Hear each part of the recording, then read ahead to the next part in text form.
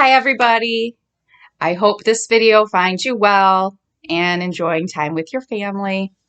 Um, so we'll start off today again with the core practice so that we can get some deep breaths in and calm our brains and our minds and relax a little bit. Okay, so relax, close your eyes, big deep breaths.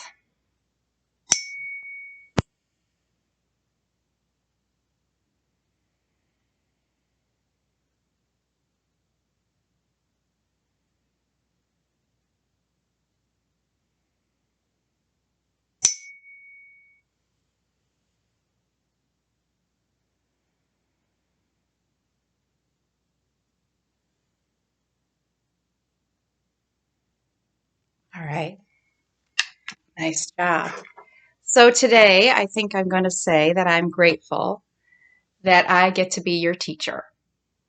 Even though I can't be with you every day, I get to read to you every day and check in with some of you, and it makes me feel better. So I hope these videos make you feel better, but I'm grateful that I get to be your teacher.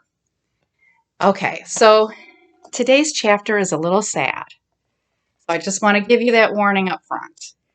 But sometimes it's okay to be sad. So it's called Picky Picky. Strangely, when Ramona's heart was heavy, so were her feet. She trudged to the school bus, plodded through the halls at school, and clumped home from the bus after school. The house felt lonely when she let herself in, so she turned on the TV set for company. She sat on the couch and stared at one of the senseless soap operas Mrs. Kemp watched. They were all about rich people, none of them looking like Howie's Uncle Hobart, who accused other people of doing something terrible. Ramona didn't understand exactly what, but it all was boring, boring, boring. Beezus came home, left her books in her room, and probably hung up her jacket instead of throwing it on her bed. She then went to the basement door, her back saying silently to Ramona, "You didn't let Picky Picky out." Ramona realized she had not let the cat out because she had not heard him meow. When Beezus opened the door, no cat came out to investigate his dish. Beezus snapped on the basement light and descended the steps. That's funny, thought Ramona. "Ramona!" screamed Beezus. "Come quick!" At last, Beezus had spoken, but her voice told Ramona something dreadful must have happened. Frightened, Ramona ran down the basement steps, skipping the last two and jumping to the concrete floor. Her sister needed her. Beezus, with her hands clasped to her chest, was standing over Picky Picky's basket. "He's dead." Beezus stared at the motionless cat in disbelief, tears in her eyes. "Picky Picky is dead." "How can he be?" asked Ramona. "He was alive this morning." Both girls had forgotten, or at least put aside their feelings toward one another. "He just is," said Beezus. "I don't know why, unless he died of old age. I started to pick him up, and he's all limp and cold. Go ahead and touch him, and you'll see." Ramona summoned courage to touch timidly with one finger the lifeless Picky Picky. He felt like cold, limp fur. "What are we going to do?" asked distraught Beezus. "Wait till Mother and Daddy come home," suggested Ramona. "But Daddy said we weren't to worry Mother," Beezus reminded her. The sisters looked helplessly at one another. "I know we didn't do anything to Picky Picky, but I think coming home and finding a dead cat in the basement would upset her a lot." "Yes," agreed Ramona, "it sure would, especially at dinner time." The two looked sadly at the remains of their pet. "I guess we should bury him," said Ramona, "and have a funeral." "We'll have to hurry," said Beezus, "and I don't know if I can dig a grave." She lifted her father's heavy shovel from the wall, where it hung upside down between two nails, and started up the steps. "Come on, help me find a place." Ramona was glad to follow. Somehow she did not want to be alone with the ghost of Picky Picky. Silly, but that was the way she felt. The girls walked across the wet grass to choose a spot in the corner of the backyard where their father had grubbed out an old laurel bush that had grown too large for the space. Beezus jabbed the shovel into the muddy soil, stepped on the top of the blade to push it farther down, lifted out a shovelful of dirt, and laid it aside. What will we bury him in? She asked, struggling with another shovelful of wet dirt. I'll find a box. Now that Beezus was speaking to her, Ramona was eager to do her part. Besides, even though she felt sad and awed by her first experience with the death of someone she knew, birds didn't count. Burying the cat was interesting. In the basement, she picked up a cardboard carton and ran upstairs. In her room, she found a doll's pillow and 2 doll blankets. She lined the box with one blanket and placed the pillow at one end. She forced herself to return to the basement, where she found she could not bring herself to lift the lifeless Picky. She would leave that to Beezus. Out in the backyard, Ramona found Beezus panting as she wrestled with the shovel. Let me try, she offered, but soon discovered the shovel was too long and unwieldy for her to manage. I'll get a trowel, she said. Together, the girls worked, Ramona on her knees digging with the trowel and finally with her hands until they had dug a small grave just right for a cat. Beezus, will you put Picky in the box? Asked Ramona. I'm not exactly scared, but I don't want to. Back in the basement, Beezus lifted Picky into his cardboard coffin and laid his head on the pillow. Ramona tucked the second doll blanket around him, and together they set the lid in place. Beezus carried the box out to the gravesite. It doesn't seem right just to bury him, she said, and I don't remember much about Grandma Day's funeral except everyone whispered. There were lots of flowers, and I had to sit very still. You were just a baby then. Ramona knew about funerals. On TV, when they bury somebody, they stand around the grave and pray, she said. Then the wife of the dead person cries until someone leads her away. I suppose we should pray. Beezus sounded uncertain as to the proper way to pray for a cat. Ramona had no doubts. She bowed her head and began. Now I lay me down to sleep. That's not right, interrupted Beezus. You're not the one who's being buried. Oh, okay, Ramona began again. Now we lay Picky down to sleep. We pray thee, Lord, his soul to keep. Thy love stay with him through the night, and wake him with the morning light. Amen. When she finished the prayer, she said, There, that's it. Beezus frowned and thought, But he won't wake with the morning light. He isn't supposed to. He's dead. Ramona was not worried. Cats have 9 lives, so tomorrow he'll wake up someplace as somebody's kitten and start a new life. I hadn't thought of that, said Beezus, but it sounds logical. I hope his new owners give him melon rind. Picky loved melon rind.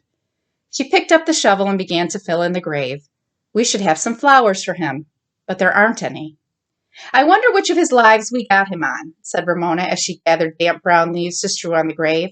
The girl stood looking sadly at the little mound left by Picky's coffin.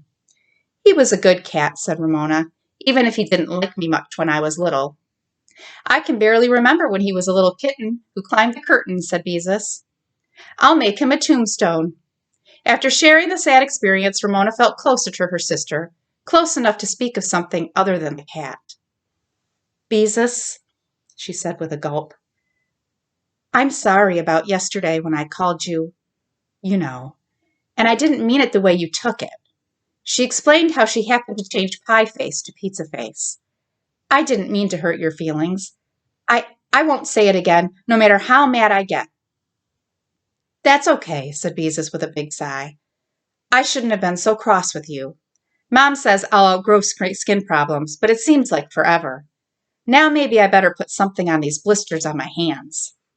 In spite of the funeral, Ramona felt light and happy. She and her sister had both apologized and forgiven one another. And we didn't worry Mother, Ramona pointed out as she skipped off to the basement to find a short board and a pile of scrap lumber. By the time Beezus had changed out of her muddy clothes, scrubbed her hands, applied disinfectant, and covered her blisters with Band-Aids, the grave bore a marker made from a scrap of board. Printed in crayon were the words, Picky Quimby, age 10 years old, a good cat. Beneath the words, Ramona had drawn a picture of a yellow cat. But we'll have to tell Mother and Daddy, said Beezus. They're sure to miss him. Won't that upset Mother? Asked Ramona. Beezus was filled with uncertainty. Well, I don't think our burying him will upset her as much as finding him dead in the basement. She rearranged the Band-Aids on her hands. You'd better get some clean clothes or she'll really be upset. And don't forget to use the nail brush on your fingernails. Before Ramona had time to change her clothes, her parents came home. As Mr. Quimby set a bag of groceries on the kitchen counter, he looked at his younger daughter and remarked with a grin, "Add water and get instant Ramona. You better add some soap, too." Mrs. Quimby, used to seeing Ramona covered with dirt, only said, "I found a bargain in cat food." Ramona exchanged an anguished look with her sister and went off to scrub her hands and change to clean clothes. What a waste of money buying cat food now. The sisters exchanged another anguished look when Ramona returned to set the table. Beezus was washing lettuce with the tips of her fingers to keep her band-aids dry. "Why, Beezus, what has happened to your hands?" asked her mother as she laid a bunch of carrots on the counter. "You've hurt yourself." "It's nothing much," said Beezus. "Here, let me finish the lettuce," said Mr. Quimby as he took one of his daughter's hands to examine her wounds. "Why, this is terrible," he said. "How did you get all these blisters?" Beezus did not want to tell. She cast a look at Ramona that asked, "What do I do now?" "This is dumb," thought Ramona. "Their parents had to know sometime."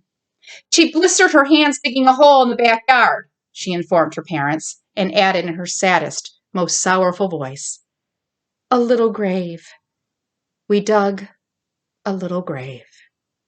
She really enjoyed the looks of astonishment the announcement produced. Mr. Quimby, who was first to recover, looked amused. "And whom, may I ask, or what, did you bury in a grave big enough to raise blisters on Beezus's hands?" Ramona knew he was thinking of the little graves they had dug for dead birds when they were younger. She sighed to make her announcement even more mournful. "We buried Picky Picky. He passed away today." The parents' look of surprise and amusement turned to shock. They looked even more shocked than Ramona had expected. She began to feel frightened. Perhaps she had upset her mother after all.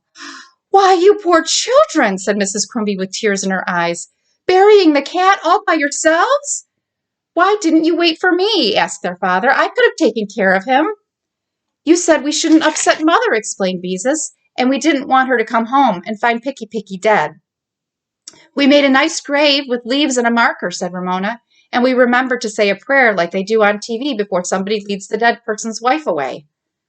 Mrs. Quimby brushed away a tear with the back of her hand. "I'm a very lucky mother to have such dear girls," she said.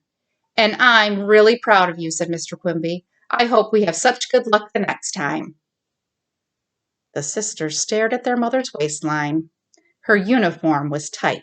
It was not their imagination. They raised their eyes to her face, and she was smiling. "Then it's true!" Beezus was filled with excitement and joy. "You're going to have a baby!" Although she had suspected the truth, Ramona was as disbelieving as if she were charging her mother with magic. "When are you going to have it?" asked Beezus. "In July," confessed her mother. "Correction," said Mr. Quimby. "We are going to have a baby. I'm going to be a proud father." "You just said you were proud of us," Ramona reminded him. "So I did," said her father, "but now I can be proud of 3 instead of 2. And I don't think we need to worry about leaving the girls alone until I stop working," said Mrs. Quimby. "Whee!" cried Ramona. "No more Mrs. Kemp." At the same time, she was thinking, a third Quimby child? Her mind was full of excited questions. But deep down inside, where she hid her most secret thoughts, Ramona realized she would lose her favorite place as the baby of the family. She would become the middle child, neither big nor little. She thought maybe she would rather have another cat. That's the end of that chapter. So it was kind of a sad chapter, but maybe we can make some connections in that chapter because some of you might have had a pet that you've lost before, and you know how Ramona and Beezus must have felt. So maybe you could talk about that. So I have a little bit of a challenge for you. I was thinking since you are home practicing your small moments, hopefully, that maybe you'd like to write a small moment about something that you've done so far when you've been at home with your family. One thing maybe that stood out, maybe a project that you did, or maybe something that you watched on TV, or a game you might have played, or maybe something you cooked as a family. One thing, write a small moment story about that, and you could either, write it down and take a picture of it and put it in the comments of this post, Or you could have your parents record you reading the small moment, and you could put it in the comments of this post so we could share what we're writing about and with the stories that we're telling. So if you would like to, you're more than welcome to do that on this post. If you don't have Facebook and you're getting this video on YouTube, you could go ahead and email me your small moment or a video of you reading your small moment out loud, and I'd love to watch that. So, all right, I hope you have a very nice day, the rest of your day, and I'll see you with the next chapter.